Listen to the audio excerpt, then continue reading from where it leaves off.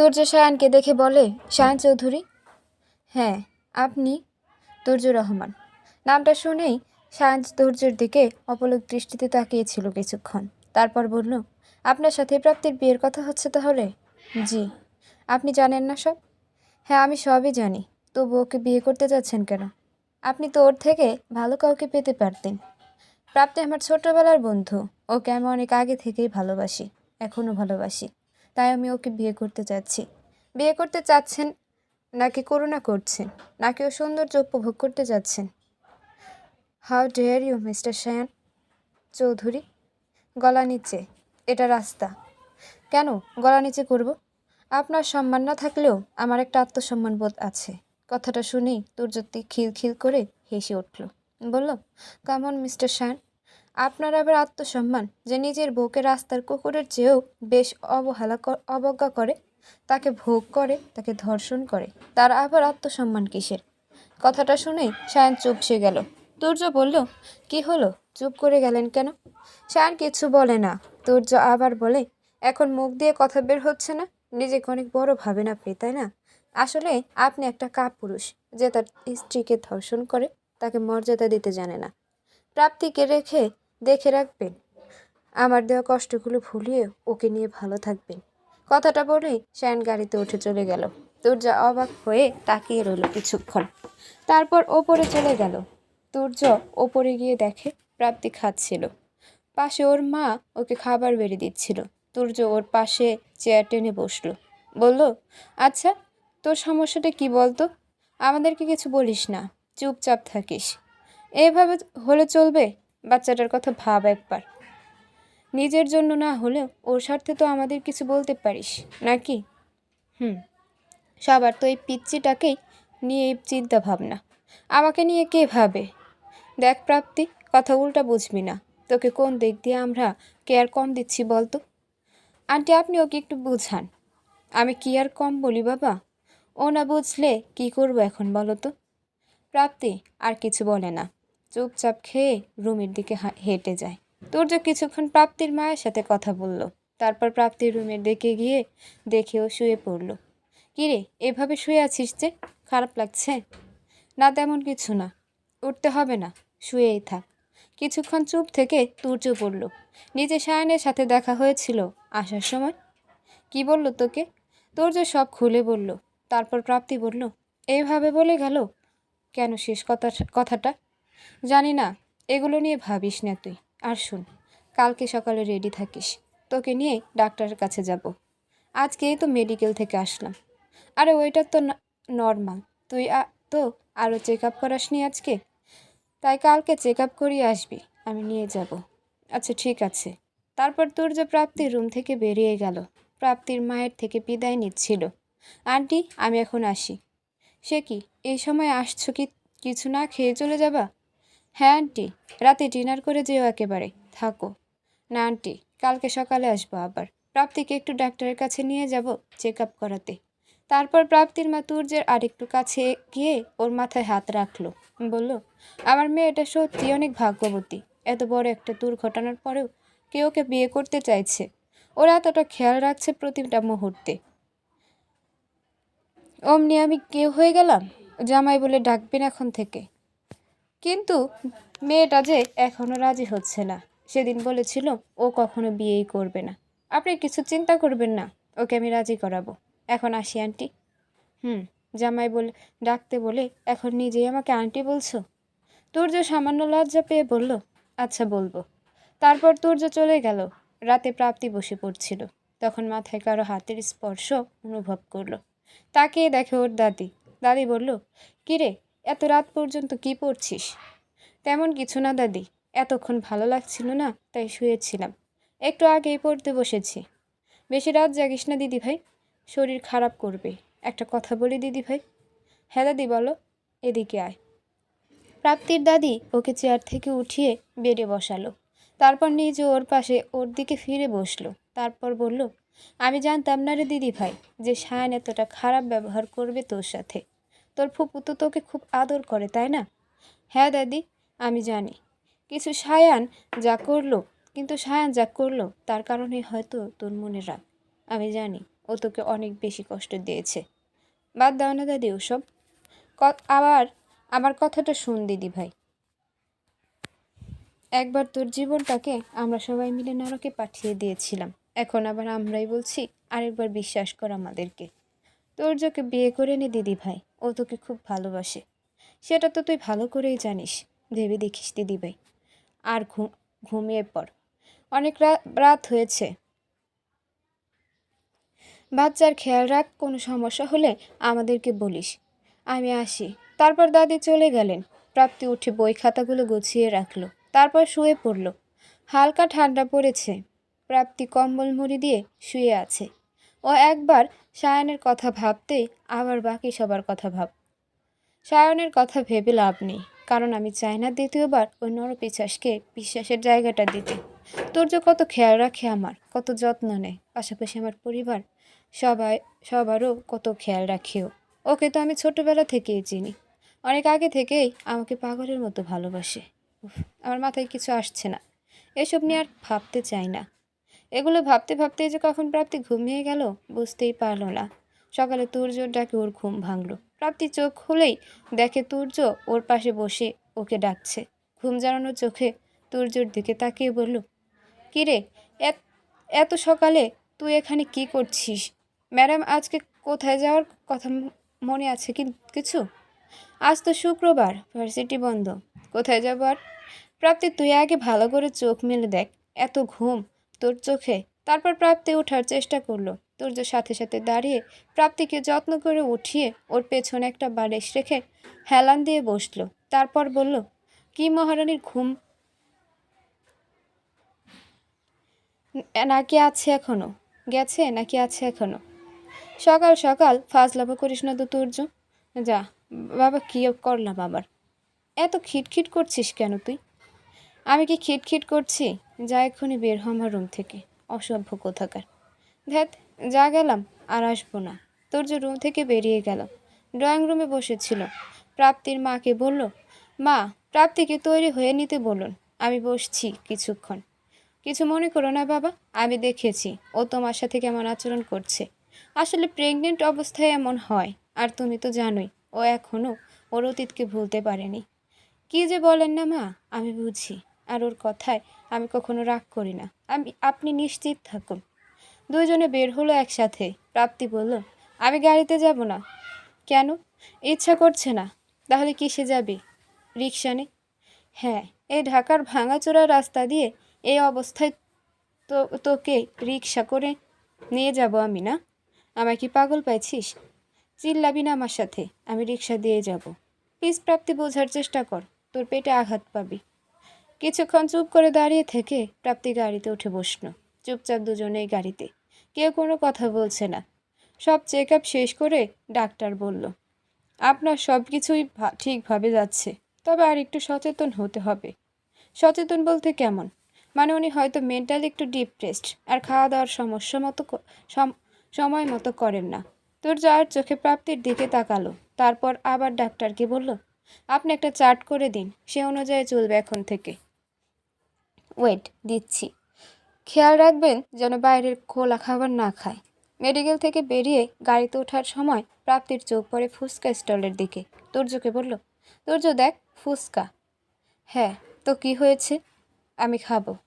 Please আয় না। Doctor কি বললো ভুলে গেলি? বাইরের খোলা খাবার খাওয়া নিষেধ।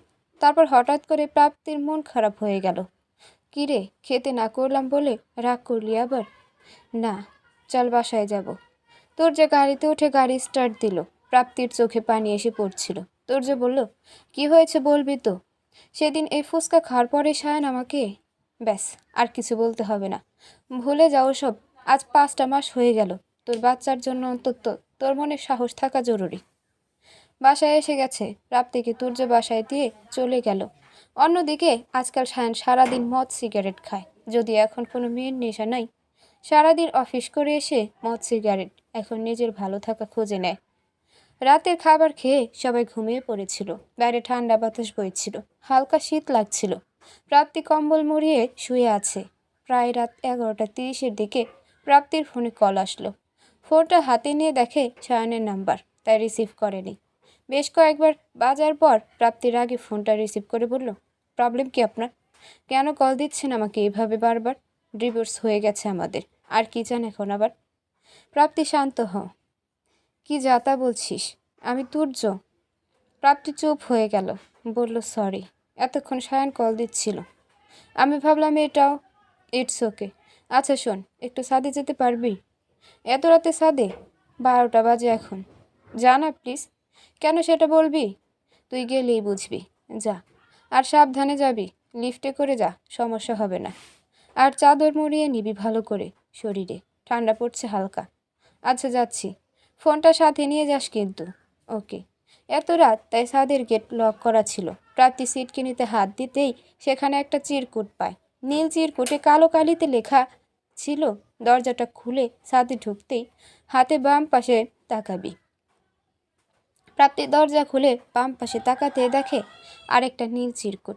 সেখানে কালো কালিতে লেখা ছিল, একটু আকাশের দিকে তাকিয়ে দেখ। প্রাপ্তি আকাশের দিকে তাকাতেই দেখে এক ফালি ফানুস উড়ে বেড়াচ্ছে রাতের এই হালকা কুয়াশাচ্ছন্ন আকাশে। আহ, কি অপূর্ব মনোরম দৃশ্য, কি রোমাঞ্চকর! চোখের পলক পড়তে চায় না যেন। তারপর একটু সামনে এগোতে প্রাপ্তি আরেকটা নীল চিরকুট পায়। সেখানে লেখা ছিল, আমি কি তোর অনাগত বাচ্চার বাবা হতে পারবো? প্রাপ্তির চোখে পানি টলমল করছিল, চুপ করে দাঁড়িয়ে রইল। হঠাৎ পেছন থেকে কারো উপস্থিতি অনুভব করলো। প্রাপ্তি পেছনে তাকিয়ে দেখে তুর্য এক গুচ্ছ শিশির ভেজে লাল গোলাপ নিয়ে প্রাপ্তির দিকে হাঁটু গেড়ে হাত বাড়িয়ে আছে। প্রাপ্তি, আমি তোকে অনেক ভালোবাসি রে। আমি তোরই অনাগত বাচ্চার বাবা হতে চাই। একটা সুযোগ দিবি প্লিজ? তুই এত রাতে ছাদে কি করে এলি? পানির পাইপ টপকে? তোর তো দেখে কলিজাটা অনেক বড় হয়েছে রে। তোর ওসব বাদ দে তো, আমার উত্তর দে। তুই আগে উঠে দাঁড়া। না, তুই এই ফুলগুলো নিবি, একটা উত্তর দিবি, তারপর আমি উঠব। প্লিজ জলদি বল। পায়ে ব্যথা শুরু হয়ে গেছে। প্রাপ্তি ফুলগুলো হাত থেকে নিয়ে কিছু না বলেই এক পাশে গিয়ে দাঁড়ালো আর বলল, এইদিকে আয়। তারপর তুর্য উঠে প্রাপ্তির পাশে গিয়ে দাঁড়ালো, বলল, কিছু বলবি না? দেখ তুর্য, সায়ান যত কিছুই করুক না কেন, ওর সাথে আমার বিয়ে হয়েছে, আমার গর্ভে ওর সন্তান এখন।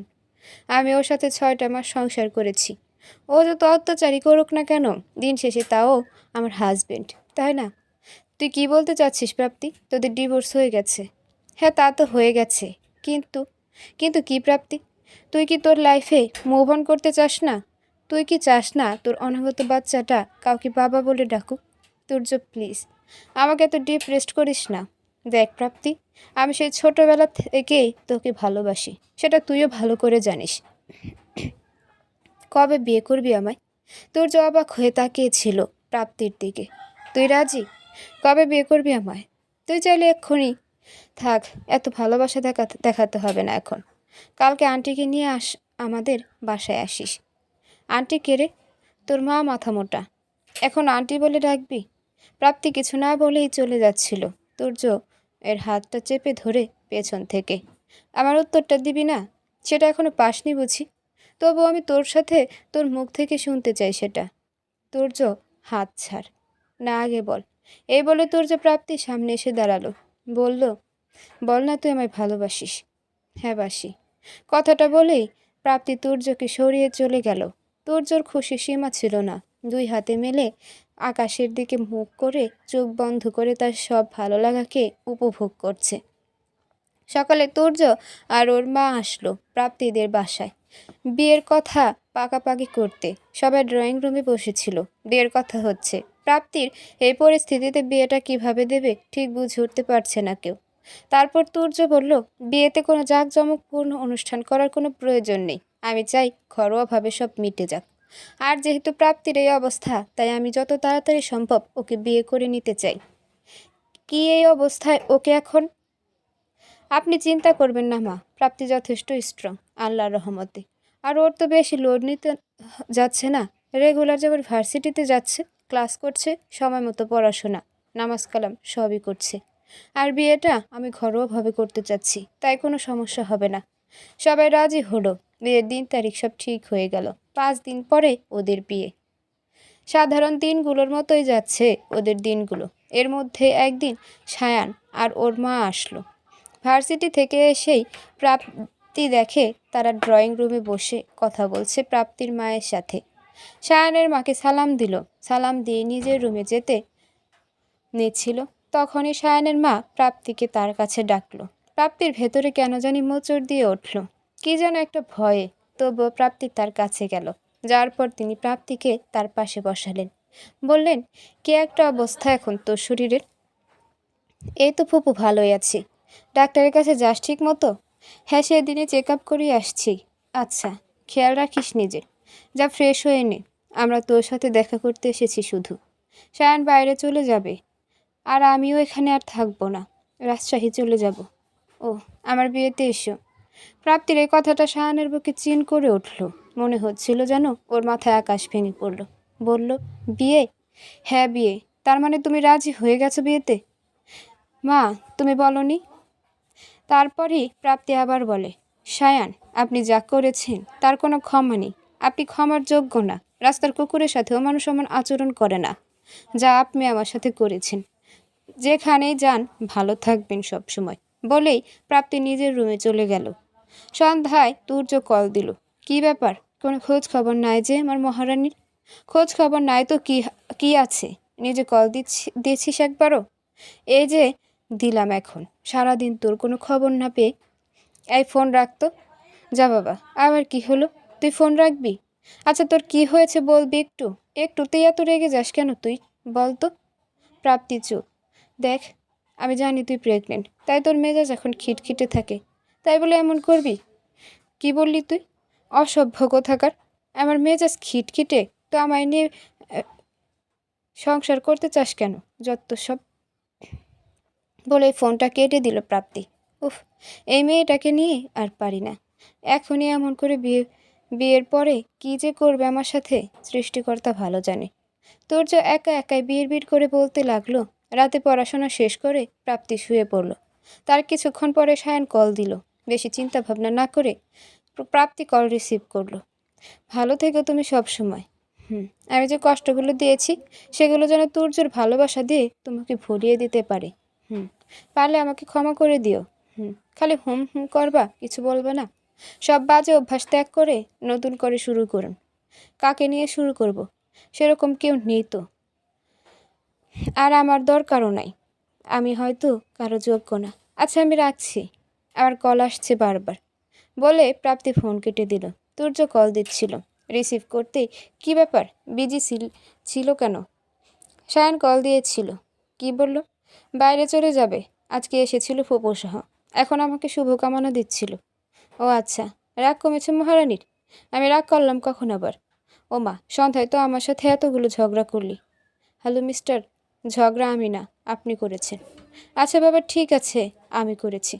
আচ্ছা, শুয়ে পড়েছিস? কেন? একটু কষ্ট করে বারান্দায় আসবি প্লিজ। পারবো না। দেখ, এই ঠান্ডায় আমি বাইরে দাঁড়িয়ে আছি তোর জন্য।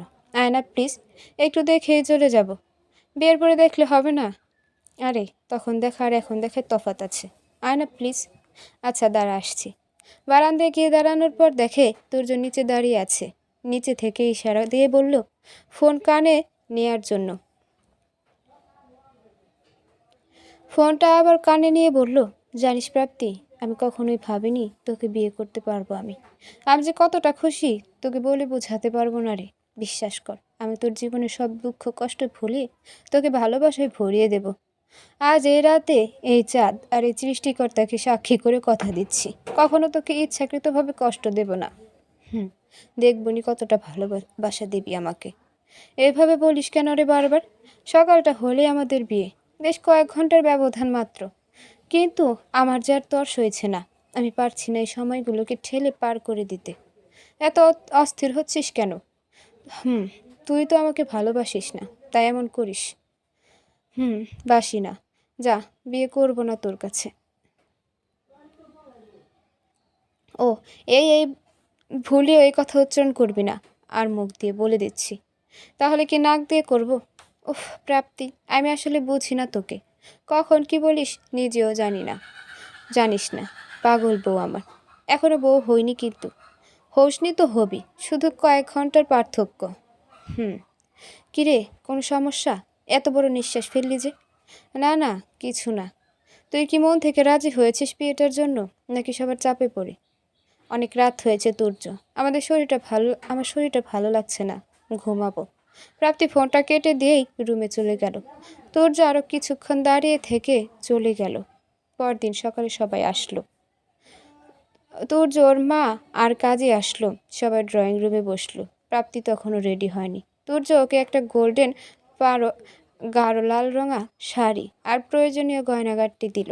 প্রাপ্তি কিছুই পরেনি সকাল থেকে, গোসলটাও করেনি। চুপ করে খাটের এক কোণায় বসেছিল। ওর মা এসে এই অবস্থা দেখে ওর পাশে গিয়ে বসলো। বলল, কিরে, এখনো তৈরি হলি না কেন? সবাই তো এসে পড়েছে।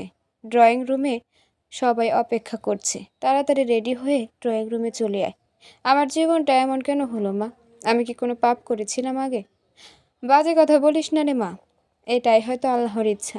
তুমি যাও, আমি আসছি। তারপর প্রাপ্তির মা চলে গেলেন। প্রাপ্তি শাড়ি পরে নিল।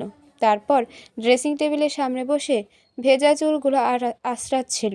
সম্পূর্ণভাবে তৈরি হয়ে নিল। তার কিছুক্ষণ পরে ওর মা আবার আসলো। এসে ওকে নিয়ে গেল ড্রয়িং রুমে। বিয়ের কার্যক্রম শুরু করার আগে তুর্য বলল, প্রাপ্তির সাথে আমার কিছু কথা আছে। যদি কারো আপত্তি না থাকে তাহলে আমি একটু রুমে গিয়ে কথা বলতে চাই। কিছুক্ষণ পরে প্রাপ্তির বাবা সম্মতি দিলেন। তারপর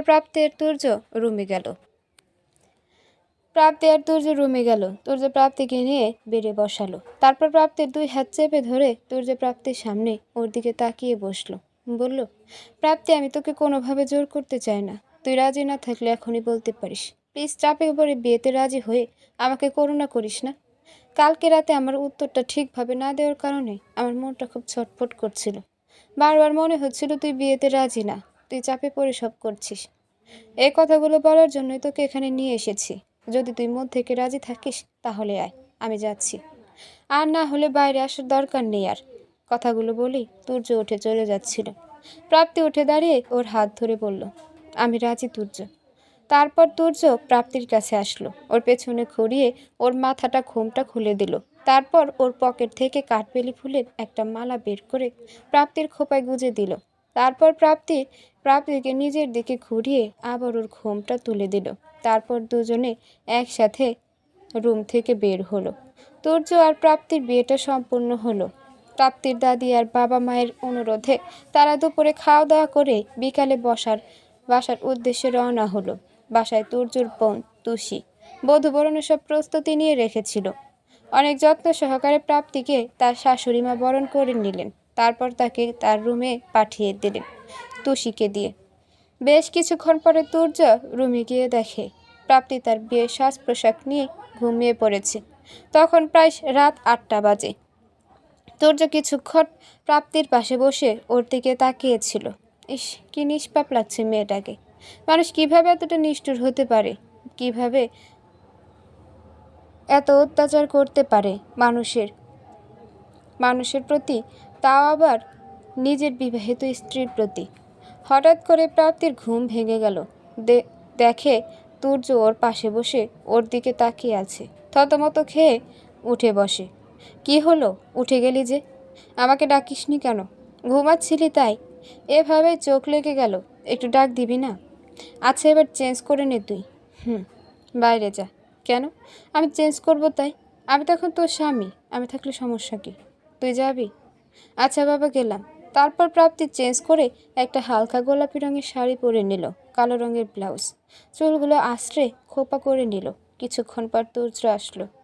যাক, হয়েছে তোর তাহলে। তুই চেঞ্জ করিস না কেন? সময় কই পাইলাম, তুই তো পুরো রুম দখল করে নিলি। ও আচ্ছা, যা, এবার চেঞ্জ করে নে। দুজনে চেঞ্জ করে ড্রয়িং রুমে গেল। তুষি সবে ইন্টারে উঠল। প্রাপ্তির সাথে গল্প জমিয়েছে। রাতে সবাই খেয়ে খাবার টেবিলে বসলো। প্রাপ্তি আস্তে আস্তে খাচ্ছিল। তুর্য বলল, কিরা তো আস্তে খাচ্ছিস যে, কোনো সমস্যা? না, কোনো সমস্যা না। এখনও ওকে তুই করে বলবি? কি হয়েছে মা? এখন থেকে ওকে তুমি করে বলবি। ও এখন তোর স্ত্রী। আচ্ছা বাবা, ঠিক আছে। বাবা, এত সহজে মেনে গেলি ভাইয়া? দেখতেছিস না? না, তুই তো আবার একটু জেদি, কারো কথা শুনতে চাস না, তাই আর কি। বুঝি। চুপচাপ খা তো, বেশি কথা বলছিস। যা বাবা, কি বললাম এতদিন? এত বেশি? তো সে চুপচাপ খা। একদিন বলেছি না, খাওয়ার সময় এত কথা না। খাওয়া শেষ করে সবাই যার যার রুমে চলে গেল। কিছুক্ষণ পর তুর্যর রুমে কে যেন নক করলো। তুর্য বিছানা গোছাচ্ছিল। প্রাপ্তি সোফায় বসেছিল। তুর্য বিছানা গোছানো রেখেই গিয়ে দরজা খুলে দেখে তুষি একটা বাটি হাতে দাঁড়িয়ে আছে। কিরে, এখন এখানে কি? আমার বয়ে গেছে এখানে আসতে। তাহলে এসেছিস কেন? মা স্যুপ পাঠিয়েছে ভাবির জন্য, বলেছে তোকে খাইয়ে দিতে। স্যুপের বাটিটা তুর্যের হাতে দিয়েই তুষি চলে গেল। তারপর তুর্য বাটিটা বেডের উপর পাশের টেবিলে রেখে দিল। বিছানা গোছানো শেষ করে প্রাপ্তিকে বেডে নিয়ে বসালো। তারপর ওর পাশে ওকে স্যুপ খাইয়ে দিল। তারপর তুর্য প্রাপ্তিকে শুইয়ে দিল, ওর গায়ে কম্বল মুড়িয়ে দিল। তারপর তুর্য সোফায় শুয়ে পড়ল। প্রাপ্তি বলল, ওখানে ঘুমাচ্ছিস যে এমনি তুই ঘুমা, তোর অসুবিধা হবে না হলে। চিন্তা করিস না, আমি এখানেই আছি, আমার কোনো অসুবিধা হবে না। তুই চাইলে বেডে শুতে পারিস। তারপর তুর্য বেডে গিয়ে এক পাশ হয়ে শুয়ে পড়ল। তুর্য, এই তুর্য। ঘুম ভর্তি চোখ নিয়ে তুর্য পড়ল। কিরে, এত রাতে ডাকছিস কেন? ঘুমাসনি এখনো? না, আসলে হঠাৎ করে ঘুম ভেঙে গেল। অনেকক্ষণ যাবৎ চেষ্টা করলাম, ঘুম আসছে না। রাত 2টা বাজে। হ্যাঁ, জানি তো। তারপরে দুইজনে উঠে বসলো। ছাদে যাবি এখন? তুই তো বললি তোর ভালো লাগছে না, ঘুম আসছে না। ছাদে চলে গিয়ে একটু ঘুরে আসি। না, বাইরে যাব না, তার চেয়ে বরং বারান্দায় চল। তোদের বারান্দাগুলো খুব সুন্দর, খোলামেলা। আচ্ছা চল। তারপর তুর্য প্রাপ্তিকে বেড থেকে নামতে সাহায্য করলো। তারপর দুজনে গিয়ে বারান্দায় বসলো। তুর্যর বারান্দায় একটা দোলনা আছে। এক পাশে অপরিচিত ফুলের টব, আরেক পাশে বেলি ফুলের টব আছে। ওপরের কয়টা পাতাবাহারের লতা ছড়িয়ে আছে। দুজনে বেশ কিছুক্ষণ হেল্প করলো বসে। সকালে উঠে প্রাপ্তি ভার্সিটির জন্য রেডি হচ্ছিল। তখন ওর শাশুড়ি ডাকতে আসলো নাস্তা করার জন্য। কিরে মা, কোথাও যাচ্ছিস? ওই আর কি, আজকে ক্লাস ছিল ভার্সিটিতে। আজকে না গেলে হবে না? হ্যাঁ মা, হবে। কারো কাছ থেকে সাজেশন নিয়ে নেব। আচ্ছা তাহলে আজকে যাস না ভার্সিটি? তো কয়েকটা দিন পরে যা। আর তোর অবস্থাও তো বেশি ভালো না। হ্যাঁ মা, 8 মাস হলেই ছুটি নিয়ে নিব ভার্সিটি থেকে, 3 মাসের জন্য। তাহলেই তো হবে, তাই না? তো এখন কয় মাস চলে? এই তো এখন 6 মাস 25 দিন চলে। আচ্ছা ঠিক আছে তাহলে। জি মা। আচ্ছা নাস্তা করতে আয়, 9টা তো বেজে গেছে। জি মা, আসছি। তুর্য কোথায়? ও শাওয়ারে গেছে।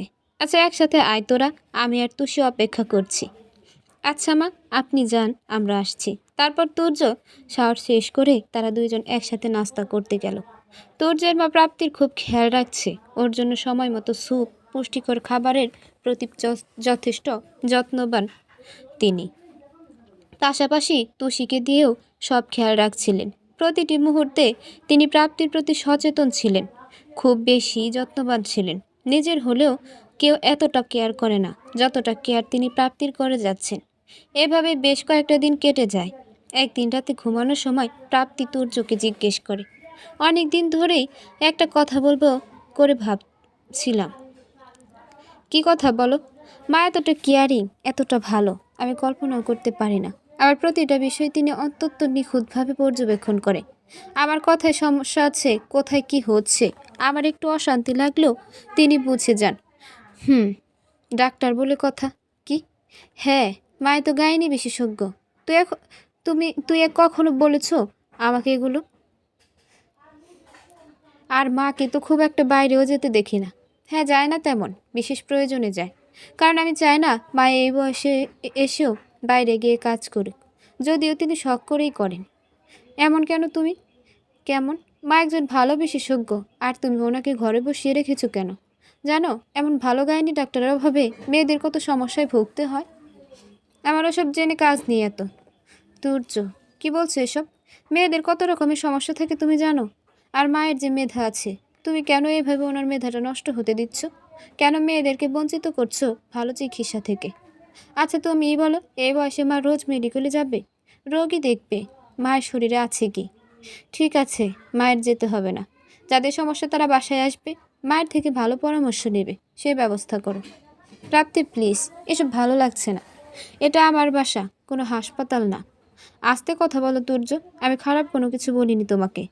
তুমি যাই বলো, আমি মায়ের সাথে কথা বলবো এই ব্যাপারে। তোমার জিদটাই তোমার কাছে বড়, যত্তসব। বলেই অন্যদিকে মুখ ঘুরে ঘুমিয়ে পড়ল। কিছুক্ষণ পরে আবার একটু প্রাপ্তির দিকে মুখ ঘুরিয়ে বলল, সকালে তৈরি হয়ে থেকো, ডাক্তারের কাছে নিয়ে যাব চেক আপ করাতে। প্রাপ্তি কোনো জবাব দেয়নি। পরদিন সকালে তুর্য ঘুম থেকে উঠে দেখে প্রাপ্তি পাশে নেই। তারপর ও উঠে ফ্রেশ হয়ে নিল, নিচে গেল নাস্তা করে প্রাপ্তিকে নিয়ে ডাক্তারের কাছে যাবে। কিন্তু প্রাপ্তি কোথায়? তুর্যর মা ওকে নাস্তা বেড়ে দিল। ও মাকে প্রাপ্তির কথা জিজ্ঞেস করবে, তখনই ওর মা বলে, প্রাপ্তির আইডিয়াটা কিন্তু খুব ভালো লেগেছে আমার কাছে। কিসের আইডিয়া? কাল রাতে আপনার সাথে জানিয়ে কথা হয়েছে। এভাবে বলছো কেন মা? আর তোমার কাছে ভালো লাগবেই তো, এখন তো ছেলে পর, বৌমা আপন হয়ে গেছে। আমার কিন্তু এসব একদম ভালো লাগছে না। ও কিন্তু বুদ্ধিটা খারাপ দেয়নি, তুই বেশি বাড়াবাড়ি করছিস। আমি তো পুরো হাসপাতাল খুলে বসবো না, বিশেষ সমস্যাগুলো দেখব। আমার মেডিকেলের সিরিয়াল অনুযায়ী ডাক্তাররা যাদের সমস্যা সমাধান করতে পারবে না, শুধু সেই রোগীগুলোকে দেখব, আর কিছু না। জানি না, যা ভালো লাগে করো। যাও এখন তোমার আদরের বউকে বলো আসতে, আমার অফিস আছে। তারপর তারা দুজন ডাক্তারের কাছে গেল। চেক আপ শেষে ডাক্তার বলল, প্রায় 8 মাস হতে চলল, এখন থেকে আপনি একটু বেশি রেস্ট নেবেন, আর চলাফেরাও সাবধানে থাকবেন। তারপর তুর্য প্রাপ্তিকে বাসায় ড্রপ করে দিল। ওর মা এসে নিয়ে গেল ভেতরে। ইদানিং তুর্য প্রাপ্তির প্রতি আরও বেশি কেয়ারিং হয়ে উঠেছে। যতক্ষণ বাসায় থাকে তার সম্পূর্ণ সময় প্রাপ্তিকে দেয়। 1 সেকেন্ডের জন্য কেউ এখন প্রাপ্তিকে হাতছাড়া করে না। রাতে প্রাপ্তি ঘুমালেও তুর্য ওর পাশে শুয়ে বসে থাকে, কিন্তু নিজে ঘুমায় না। প্রাপ্তি একটা দীর্ঘশ্বাস ফেললেও তুর্য অস্থির হয়ে পড়ে। সামান্য শব্দ প্রাপ্তির মুখ দিয়ে বের হলেও দৌড়ে গিয়ে মাকে ডেকে আনে। নিজের অস্থির হয়ে যায়। প্রেগনেন্সির শেষ 2টা মাস প্রাপ্তির খুব ভয়ানকভাবে যাচ্ছে। এতটাই দুর্বল হয়ে পড়েছে যে পানিও খেতে ওর খুব কষ্ট হয়। কিন্তু তুর্য আর ওর মায়ের যত্নে প্রাপ্তির যন্ত্রণাগুলো কিছু পরিমাণ হলেও কম অনুভব হয়। প্রাপ্তির রুম থেকে খুব একটা বের হতে পারে না এখন, ওর শাশুড়ি মায়ের কড়া নিষেধ। এদিকে প্রাপ্তি শাশুড়ির চিকিৎসা ভালোই যাচ্ছে ইদানিং। প্রতিদিন প্রায় 10-12 জন আসে তাদের বিভিন্ন সমস্যা নিয়ে।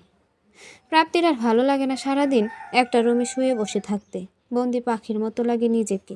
তাই একদিন বিকালে খুব কষ্ট করে নিজের রুম থেকে বের হলো বাইরে। ড্রয়িং রুমে এসে দেখে শাশুড়ি মা বেশ কয়েকজন রোগী দেখছে। তার মধ্যে একজন দম্পতি ছিল, তারা সোফায় বসেছিল। শুনে মনে হচ্ছিল লোকটার স্ত্রীর কোনো সমস্যা হয়েছে, সেটা নিয়ে এসেছে। প্রাপ্তির শাশুড়ি মা তাকে দেখে জোর গলায় বলে উঠল, প্রাপ্তি তুই রুম থেকে বেরিয়েছিস কেন? নিষেধ করেছিলাম না তোকে রুম থেকে বের হতে? তুই চাস? তুষি, তুষি, দেখিস না তোর ভাবির কি লাগবে? ও রুম থেকে বেরোলো কেন? তারপর প্রাপ্তির শাশুড়ি উঠে ওকে এগিয়ে নিয়ে আসলো, এনে সোফায় বসালো। নিজের পাশে বসেই বসেই প্রাপ্তি সেই দম্পতির দিকে চোখ পড়ল। খুব বেশি অবাক হয়ে গেল তারা একে অপরকে দেখে। দম্পতিটি আর কেউ না, সায়ান আর রিয়া ছিল। সায়ান আর রিয়াকে দেখে প্রাপ্তি অনেকটাই অবাক হলো। সায়ানও প্রাপ্তিকে দেখে অবাক হলো খুব। বলল, তুই এখানে? কি অবস্থা এখন তোমার? ও আমার ছেলের বউ। আপনি কি করেছিলেন ওকে? আসলে আমি সায়ান চৌধুরী, মানে প্রাপ্তি। বাকিটা না হয় আমি বলি। তারপর প্রাপ্তি উঠে দাঁড়ায়, যদিও শাশুড়ি বাধা দেয়। ইনি হচ্ছেন সায়ান চৌধুরী, যার সাথে পারিবারিকভাবে আমার বিয়ে হয়েছিল। জানেন মা, আমি ওনার বউ না, আমি ওনার ধর্ষিত বউ ছিলাম। রক্ষিতে ছিলাম ওর ঘরে, যে কিনা নিয়মিত আমার ইচ্ছার বিরুদ্ধে আমার উপর ধর্ষণ চালাতো। শুধুমাত্র তার বিছানার সঙ্গী ছিলাম আমি। আমাকে দিয়ে হয়তো তার তৃপ্তি মিটত না, তাই অন্য মেয়েদেরকে বাসায় এনে তার তৃপ্তি মেটাতো। এই যে পাশের মেয়েটা দেখছেন মা, এটা সেই মেয়ে যার সাথে আমার স্বামী সায়ান চৌধুরী আমার সামনে রাত কাটিয়েছিল। আসলে স্বামী না, এখন তো সে আমার প্রাক্তন স্বামী। সায়ান বলে উঠল, প্রাপ্তি প্লিজ চুপ করো, এখানে অনেক মানুষ আছে। ওহ, সম্মানে লাগছে বুঝি? আপনার সম্মান আছে? এর মধ্যে প্রাপ্তির শাশুড়ি ওদেরকে থামতে বলল। তারপর তুষিকে ডাক দিল।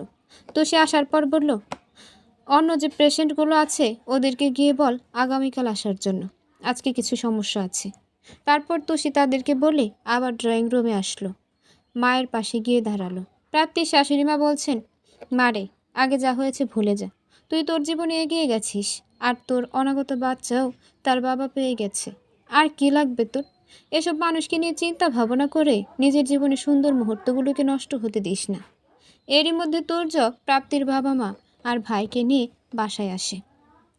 প্রাপ্তির বাবা মা সায়ানকে দেখেই রেগে যায়। প্রাপ্তির বাবা চিকিৎসা করে চিৎকার করে বলে ওঠে, তুই এখানে কি করছিস? একবার আমার মেয়ের জীবন নষ্ট করে স্বাদ মেটেনি তোর, এখন আবার এসেছিস কেন ওর এখানে?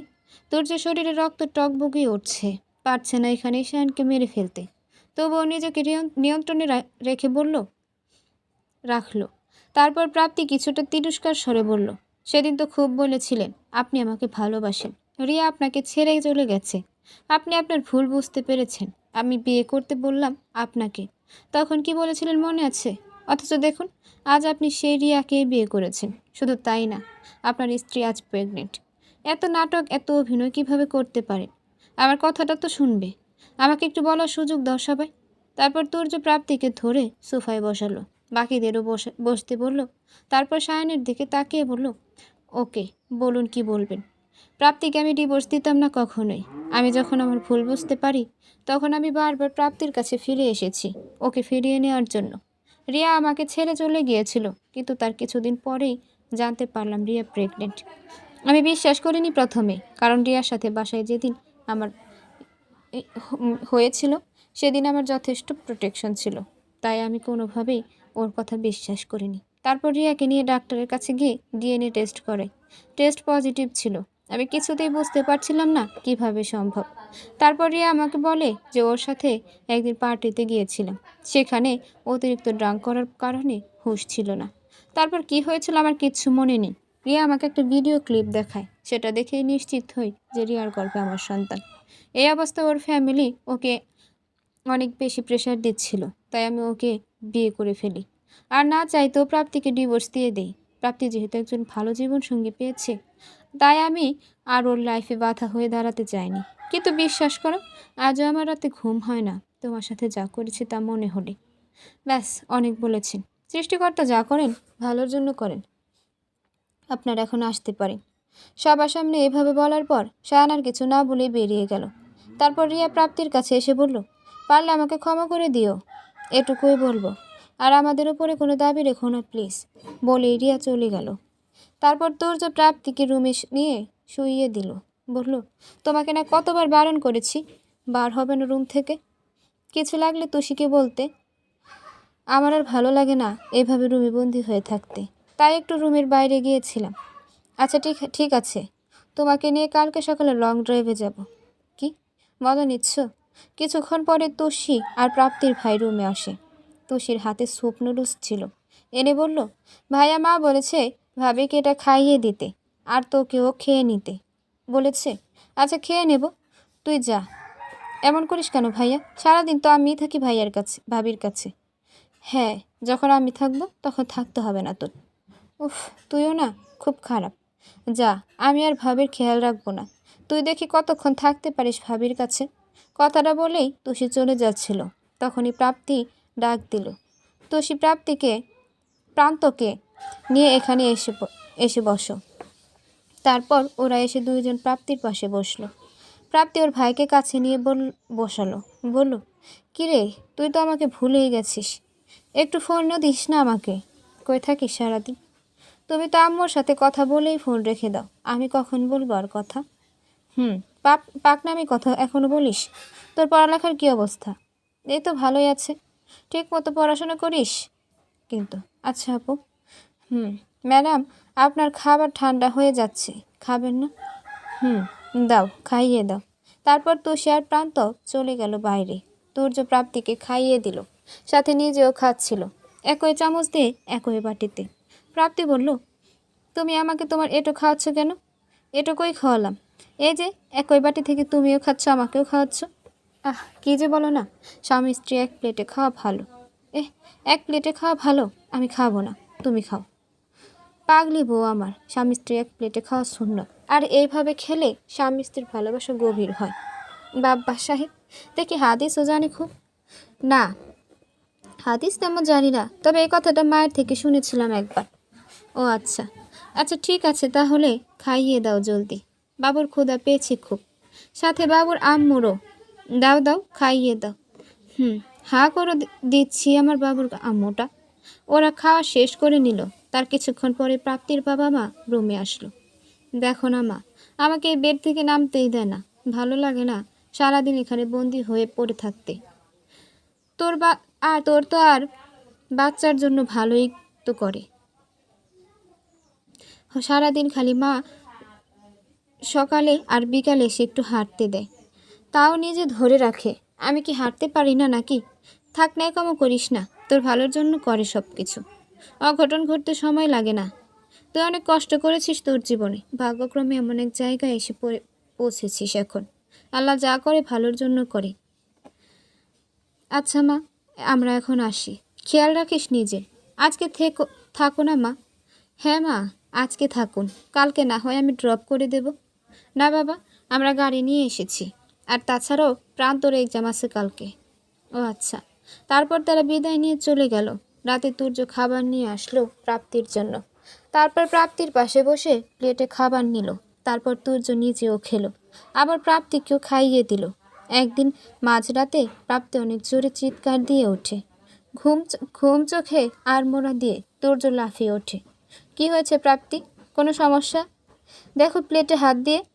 এই বলে প্রাপ্তি তুর্যের হাত ওর পেটের উপরে নয়ে নিয়ে রাখলো। বলে, কিছু ফিল করছো? হ্যাঁ। কি বলো তো? বাবু নড়ছে। হ্যাঁ। আজকে একটু বেশি নড়াচড়া করছে। কষ্ট হচ্ছে? একটু, বেশি না। বাবুর নখ গজিয়েছে, এমনভাবে খোঁচা দেয় মাঝে মাঝে খুব লাগে। চিন্তা করো না লক্ষ্মী সোনা, আর কয়টা দিন বাকি আছে ডেলিভারি হতে। আল্লাহ ভরসা।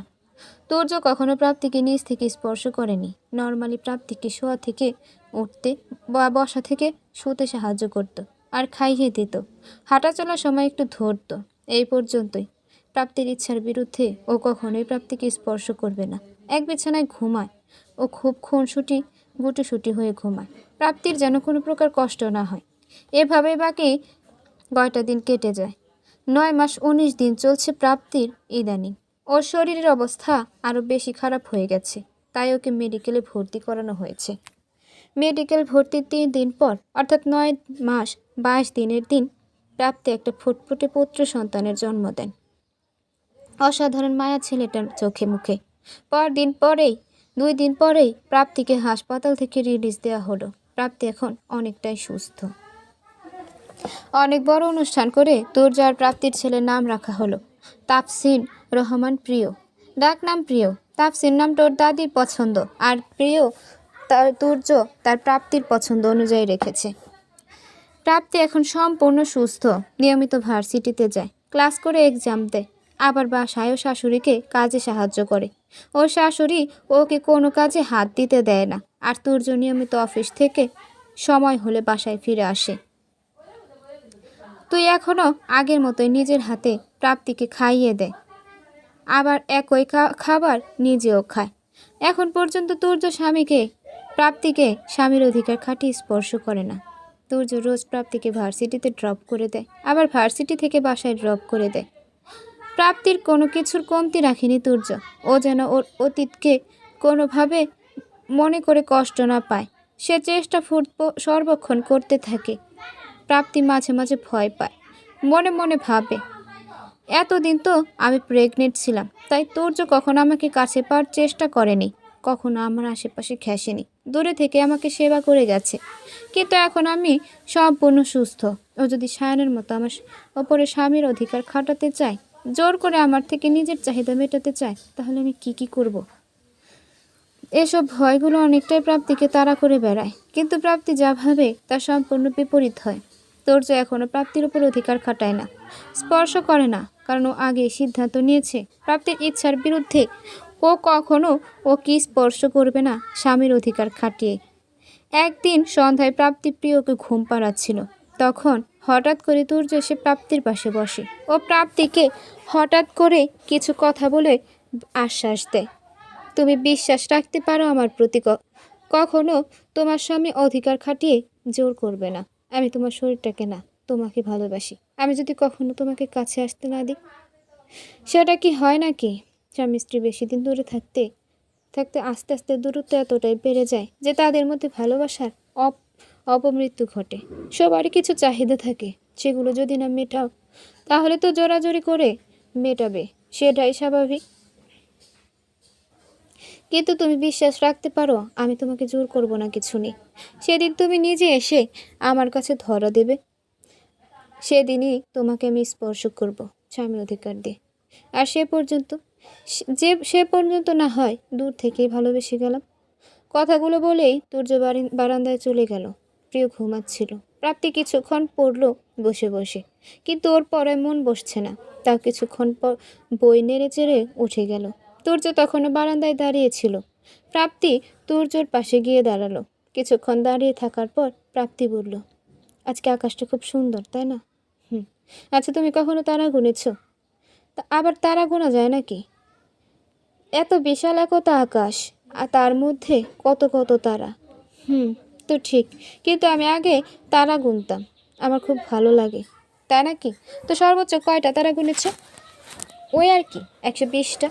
কথাটা শুনে তুর্য খিলখিল করে হেসে উঠল, পেটে হাত দিয়ে মুখ চেপে। এই প্রথম তুর্য এইভাবে হাসছে প্রাপ্তির সামনে। প্রাপ্তি অবাক দৃষ্টিতে তাকিয়েছিল তুর্যর দিকে। একটা ছেলের হাসি এতটা রহস্যজনক, এতটা মায়ামাখা কিভাবে হতে পারে? তুর্য হাসি বন্ধ করে প্রাপ্তির মাথায় হাতের স্পর্শ দিয়ে বলে, পাগলি বউ আমার। হুম, আর তুমি আমার পাগল বর। হ্যাঁ, হয়েছে হয়েছে, এবার খেতে চলো, ক্ষুধা পেয়েছে। একটু পরে মা ডাক দেবে, না হয় তুষি এসে জ্বালাতন করবে। চলো। ওরা খেতে যাবে এমন সময় প্রিয় ঘুম থেকে উঠে কান্না করছিল। তাই প্রাপ্তি বলল, তুমি খেয়ে আসো, আমি পরে খাবো। এ আর নতুন কি? এই ছেলেটা আসার পর থেকে তো প্রতিদিন এমনই হয়। খেতে যাওয়ার সময় ওর ঘুম ভাঙতে হয় সবসময়। আর আমি সবসময় এখানে খাবার এনে ছেলের মাকেও খাইয়ে দিতে হয়, নিজেও খাই। সব তো জানো, তাহলে আবার বলো কেন? যাও নিয়ে আসো। হ্যাঁ হ্যাঁ, যাচ্ছি। তারপর তো সে খাবার এনে দিয়ে গেল আর বলে গেল, কাল থেকে আমি আর পারবো না তোমাদের খাবার এখানে নিয়ে আসতে। ভাইয়া, তুই গিয়ে আনতে পারিস না খাবার? ভাবি না হয় প্রিয়কে নিয়ে বিজি থাকে, আমাকে একটু শান্তি দে ভাই। দেবো, বিয়ে দিয়ে দেবো একেবারে। ধ্যাত ভাইয়া, তোর সাথে কথা বলাটাই বোকামি। বলেই তুষি চলে গেল। তারপর তোর যে প্লেটে খাবার নিয়ে নিজে খেলো, প্রাপ্তিকে খাইয়ে দিল, আর প্রাপ্তি প্রিয়কে খাওয়াচ্ছিল। এভাবে ওদের দিনকাল যেতে থাকে। কিছুদিন পর তোর্য কে যেন কাজে বাইরে গিয়েছে, একটু সন্ধ্যা নাস্তা করি, একটু পরে চলে আসবে। প্রাপ্তি প্রিয়কে ঘুম পাড়িয়ে প্রাপ্তি ড্রেসিং টেবিলের সামনে দাঁড়িয়ে চুল আঁচড়াচ্ছিল। খোপা করে নিল চুলে। একটু পর তোর্য বাহির থেকে এসে ওর খোপায় বেলি ফুলের মালা গুঁজে দিল। প্রাপ্তি অবাক হয়ে বলল, কী ব্যাপার? কী ব্যাপার আবার? রাস্তা দিয়ে আসার পথে একটা পিচ্চি খুব জোরাজোরি করছিল ফুলগুলো নেওয়ার জন্য।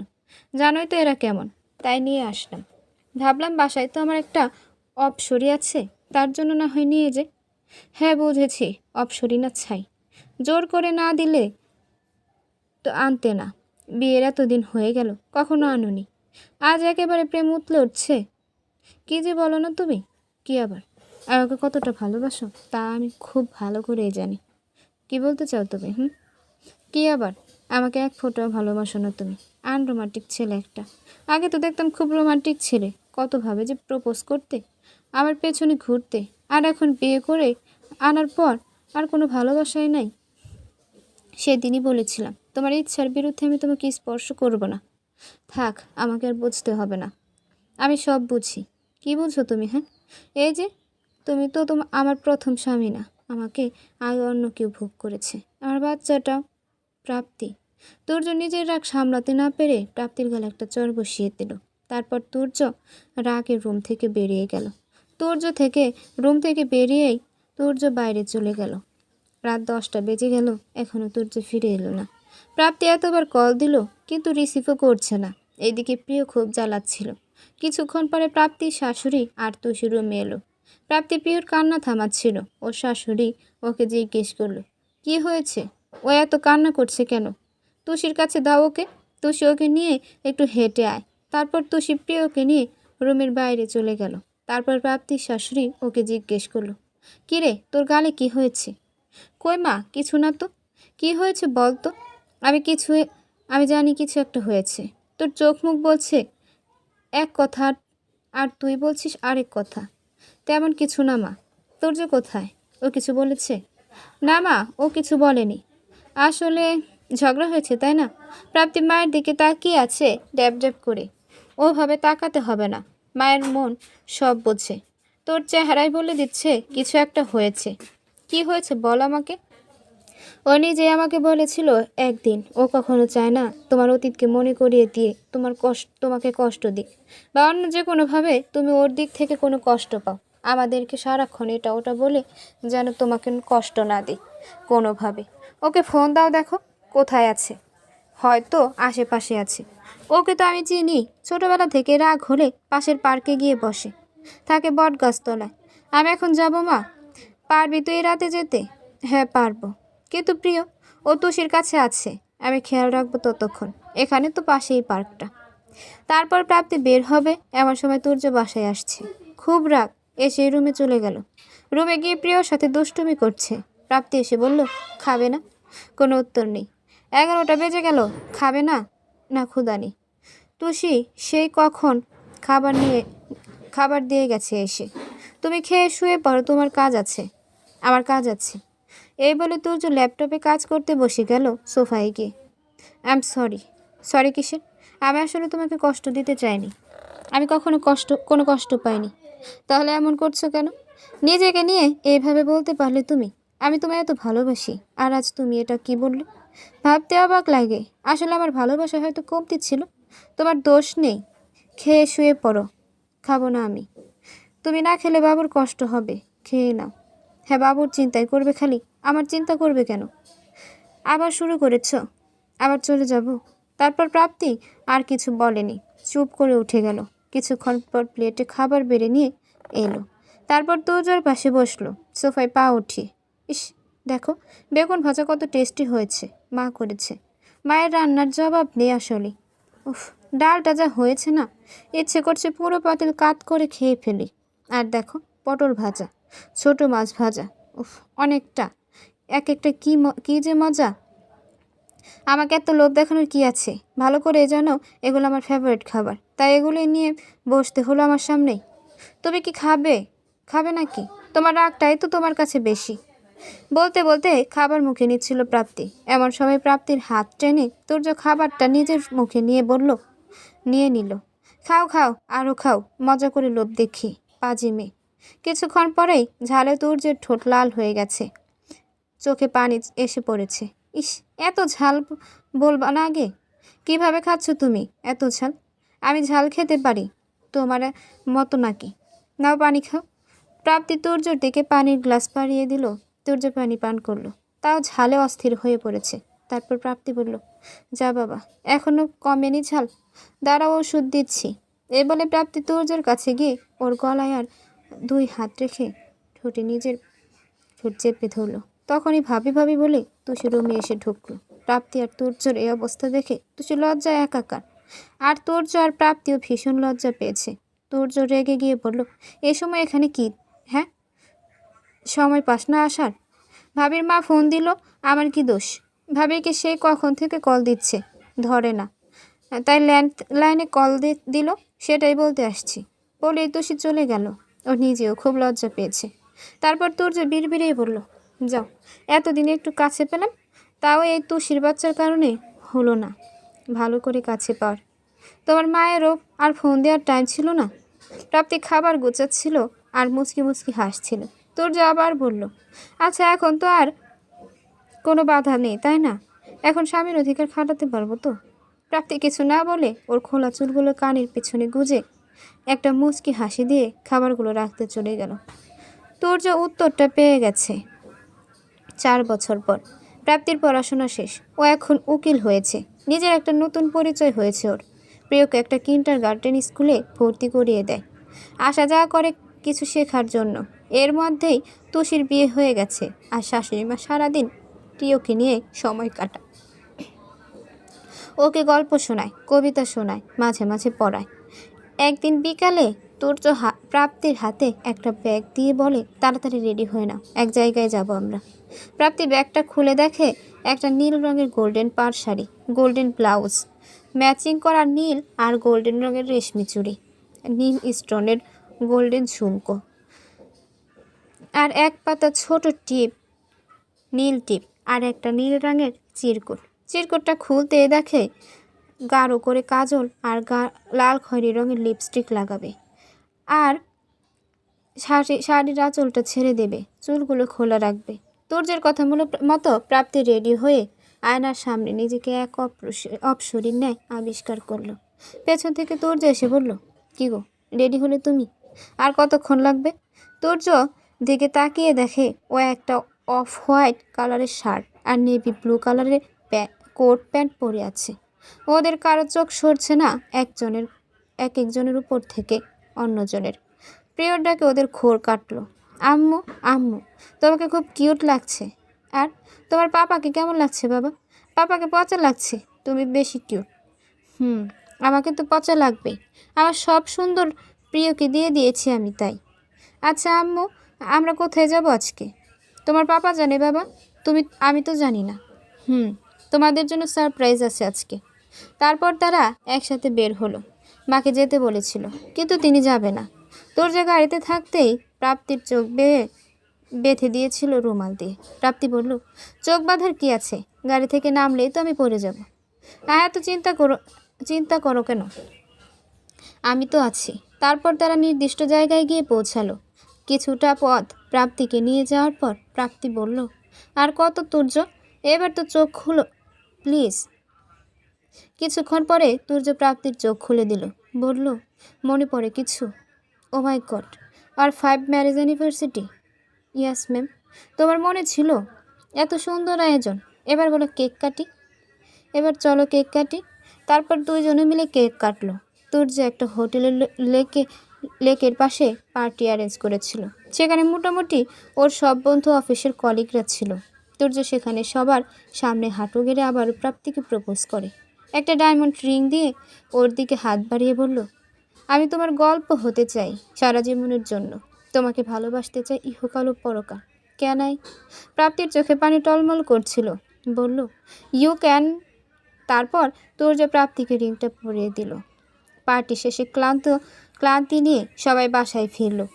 প্রাপ্তির খুশির সীমা ছিল না। বাসায় ঢুকেই ওর মায়ের রুমে গেল, দেখে আসার জন্য তিনি খাওয়া দাওয়া করছেন কিনা। প্রিয় ঘুমিয়ে পড়েছিল। তুর্য প্রিয়কে কোলে করে নিয়ে রুমে শুইয়ে দিল। তারপর উঠে দাঁড়িয়ে কোট খুলছিল। পেছন থেকে প্রাপ্তি দৌড়ে এসেই তুর্যকে শক্ত করে 2 হাত দিয়ে জড়িয়ে ধরে বলল, thank you so much, thanks a lot for everything, you have made my life, I love you so much. I love you too পাগলিটা। তারপর তুর্য প্রাপ্তিকে নিজের দিকে ঘুরিয়ে নিল। তারপর ওর বুকে প্রাপ্তির মাথা রেখে বলল, অনেক ভালোবাসি তোমাকে, অনেক বেশি। এই জন্য দূরে দূরে থাকো প্রাপ্তি। আবার এসব। আচ্ছা, তোমার কি মনে হয় না প্রিয়র একটা খেলার সাথী দরকার? কি বললে? না কিছু না। বলো আবার। ঢং হচ্ছে, শুনতে পাওনি বুঝি? না, শুনতে পাইনি, আবার বলো। বলেছি প্রিয়র একটা খেলার সাথী দরকার। প্রিয়র মা যদি রেডি থাকে আমার কোনো আপত্তি নেই। আমি তো এখন পিঁপড়ে। তাহলে আজকে থেকে মিশন শুরু করা যাক। কি বলো? তুমিও না এত লজ্জা দিচ্ছ কেন? তারপর প্রাপ্তি আর তুর্য আরেকটা বাচ্চা নিয়ে সিদ্ধান্ত নিল।